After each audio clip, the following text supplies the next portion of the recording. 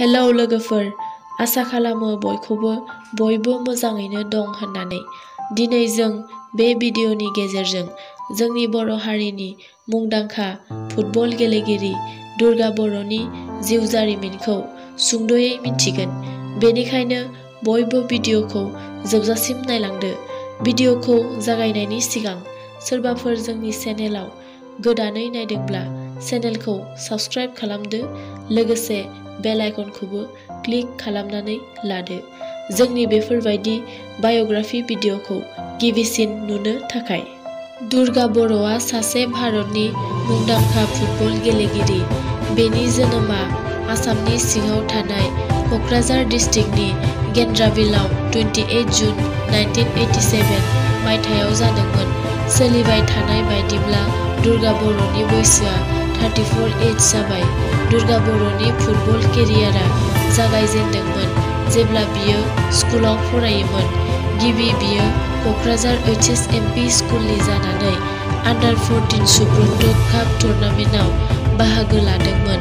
बे टुर्नामेन्टआव बेनि गेलेनायखौ जोबोद मोजां मोननानै गुवाहाटीनि सिङाव थानाय स्पर्ट अथ'रिटि अफ इन्डियाया बेखौ ट्रायलनि थाखाय खावलायो आरो बे ट्रायलआव बिथाङा सेलेक्ट जानानै स्पर्ट अथ'रिटि अफ इन्डियायाव गावनि प्रफेसनेल फुटबलखौ जागायो।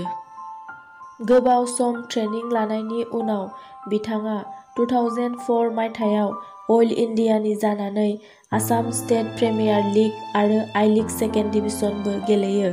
बर'आ अल इन्डियानि जानानै बिदिनो गुबुन गुबुन टुर्नामेन्ट गेलेयो, जेरै फेडारेशन काप 2009 मायथाइयाव, आरो बर'आ अल इन्डियानि जानानै I-लीगआव महन बेगम भास्क' आरो अल इन्डियानि बेरेखा जोबोद मोजां गेलेयो।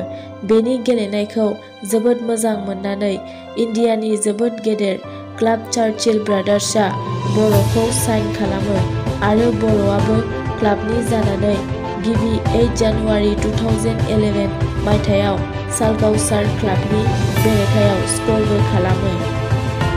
2 बोसोर चार्चिल ब्रादार्सनि जानानै गेलेनायनि उनाव बिथाङा I-लीग सेकेन्ड डिभिजन क्लाब मुम्बाइ टाइगार्सआव मुभ जायो। गोबाव सम गेलेनायनि उनाव मुम्बाइ टाइगार्सआ 6 फेब्रुआरि 2014 मायथाइयाव डिसबेन्ड जायो। बेनि उनाव बर'आ शिलं लाजं FC खौ साइन खालामो। बेनि आवगोलबो बर'आ शिलं लाजंनि जानानै 2009 आरो 2013 मायथाइयावबो गेलेखांखाबायबोमोन।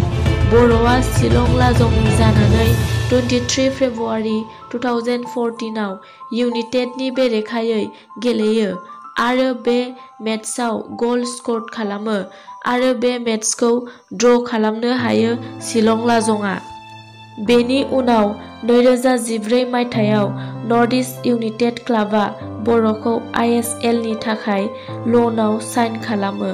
बर'आ 13 अक्ट'बर 2014 मायथाइयाव केरेला ब्लास्टारनि बेरेखायै गावनि गिबि मेचखौ गेलेयो आरो बे मेचखौ 1-0 नर्थ इस्ट FCआ देरहासाद जानो हायो। बे सिजनआवनो 27 नभेम्बर 2014 मायथाइयाव चेन्नाइ FC नि बेरेखा गेलेनायाव गावनि गिबि गलबो स्कर खालामनो हायो आरो बे मेचखौ नर्थ इस्ट FCआ 3-0 आव देरहासाद जानो हायो।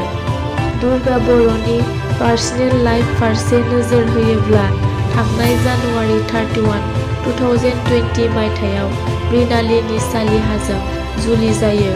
प्रेजेन्ट दा बर'आ गुवाहाटी FC आव गेलेगासिनो। आसा खालामो दुर्गा बर'नि जिउ जारिमिनखौ बयबो बे भिडिअनि गेजेरजों एसेबाबो मिन्थिबाय होनना। भिडिअखौ नायनायनि थाखाय जोबोद गोजोननाय थाबाय। लोगोसे माबाफोर गोरोन्थि जादोंबा निमाहा बियो आरो भिडिअखौ नायनानै माबायदि मोनखो कमेन्ट्सआव खिन्था हरदो।